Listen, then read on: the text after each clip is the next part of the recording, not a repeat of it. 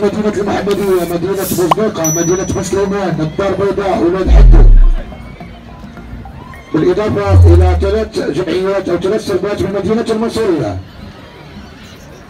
إذا على رأس محرك الأمس سربة المقدم الهبطي عبد الرحيم.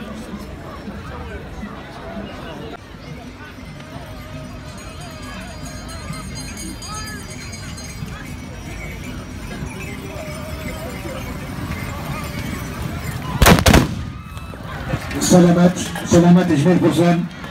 نطلب منكم انكم تغيروا السروجه ديالكم.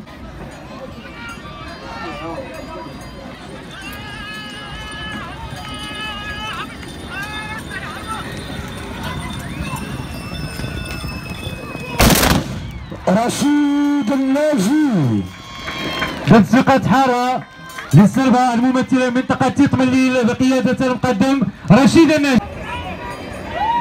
جيت وراء عبد الغني الصاد.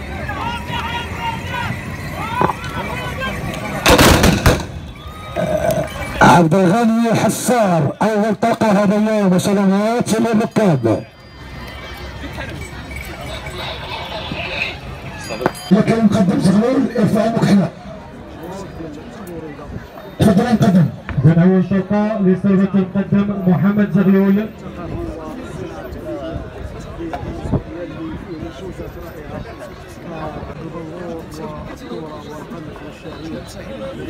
تفضل المقدم.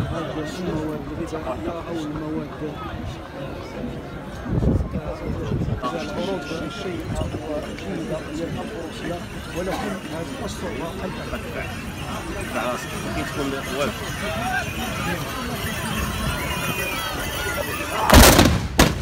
محمد اليحيوي. مبارك السلام عليك. يلا شو بعمل؟ يلا طلع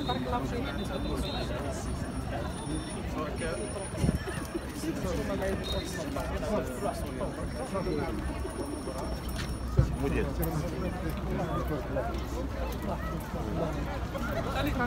شيرك معروض لسيدي الطاش حاجة عند المنصورية حاجة هذيك ديال الحوت عارفها كواعر والغير الدجاج واللحم.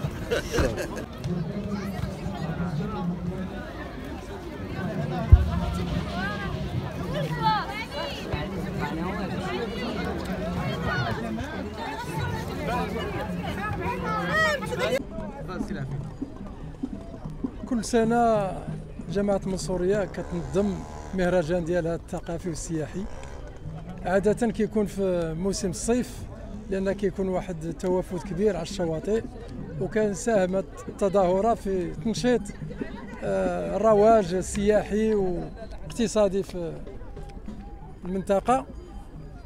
ولكن نظرا للاكتظاظ اللي كيكون في الصيف واللي جعلناه السنة اللي مضات اضطرينا نلغيو المهرجان ديال السنة اللي مضات. فكرنا انه هذا المهرجان نديروه في المناسبة ديال الذكرى ديال عيد المولد ديال ولي العهد الجليل مولاي الحسن وفي فصل الربيع. وفي الحقيقة ما كناش كنتظروا هذا الزخم ديال التوافد ديال الجمهور، ولكن الحمد لله وحنا في اليوم الثاني او اليوم ديال الافتتاح الرسمي اللي قام به السيد اليزيدي سمير عامل اقليم سليمان، علما بان المنصوريه راه مدينه من اقليم سليمان، والوفد المرافق له. وكان واحد واحد المشهد رائع ديال التبوريده ديال الصربات اللي العدد ديالهم تقريبا 30 صربه، من اجمل واحسن واجود الصراب على المستوى ديال جهه الدار البيضاء سطات بالخصوص. وكان جمهور كثير، اقبال كبير، كان فرق موسيقيه شعبيه متنوعه. وعلى هامش المهرجان كيف العاده كننظموا واحد المعرض ديال الصناعه التقليديه وعرض ديال المنتوجات المحليه اللي كيعطي فرصه يعني اصحاب تعاونيات باش يروجوا شويه الاقتصاد ديالهم. وفعلا كتشوفوا انه الجماعه هي اللي تحملت المصاريف ديال البنايات والتنظيم، والناس ناشطين. وربما هذه المره الفريده اللي كيوجدوا انه كيزيو يشوفوا كل شيء موجود وكل شيء متهيئ. احنا فرحانين بلي كيفرحوا الناس، لان هادشي كنوجدوه للناس. والله يدوم علينا الافراح، والله ينصر سيدنا ويعطيه الصحه والعافيه، والله يحفظ بلادنا من كل شر ومن كل مكروه. وحنا المغاربه وكنفتخروا بالتمغربي ديالنا نظرا للتطور والتقدم الكبير اللي كيعرفوا البلاد ديالنا، والاشعاع على المستوى الدبلوماسي والمستوى الاقتصادي والمستوى التكنولوجي. يعني نتمناو انه ايامكم تكون كلها اعراس وافراح.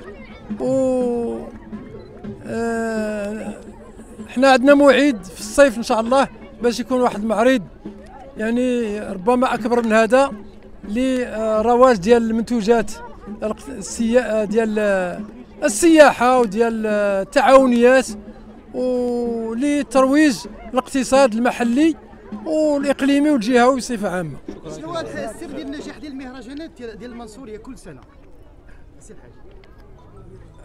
انا نحط عليك هذا السؤال لان حنا كنخدموا والتوفيق كيجي من عند الله سبحانه وتعالى. النية حنا باللي حنا حقيقه النيه كاع العمل ديالنا حنا بالنيه، فهمتي؟ حقيقه عندنا الشعار ديال السر الكراكي وعلم بان السر الكراكي راه شريف ركراكه، فهمتي؟ اللي ما فيهاش النيه ما فيها بركه ما فيها توفيق. الله يخلصنا بنيتنا. والعربون ديال النجاح هو هذا التواجد الضخم ديال الجمهور وديال الصحافه بالطبع. بالنسبه للعمل وكنشكركم على الاهتمام ديالكم بهذا المهرجان وهذه التظاهره ديال المنصوريه والتواجد ديالكم معنا. بالنسبه لعمليه الاعذار الناس المستفيدين، عمليه الاعذار على هامش المهرجان دائما كنديروا واحد العمليه احسانيه واجتماعيه، وهو عمليه اعذار الوليدات الصغار، لانه كنخفوا على الوالدين ديالهم العبء ديال العمليه وكنعرفوا العادات ديالنا والعراس وكذا وكذا. وفعلا كتلقى دائما واحد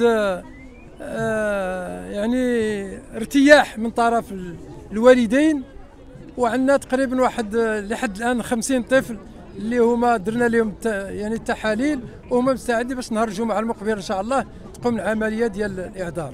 مسيره موفقه. شكرا سيد الرئيس. السلام عليكم. خديجه بوريش المديره الاقليميه للصناعه التقليديه بمدينه عماله محمديه. هذا المعرض تيجي في اطار الاحتفال بالمهرجان ديال الفروسيه اللي تيدخل في اطار المهرجان الثقافي ديال بلديه المنصوريه. وبعد ما توصلنا بدعوه من السيد رئيس المجلس باش ننظموا هذا المعرض وننسقوا في اطار التنسيق مع مجلس البلدي المنصوريه، نظمنا معرض للصناعه التقليديه وراكم تشوفوا النجاح تبارك الله والاقبال.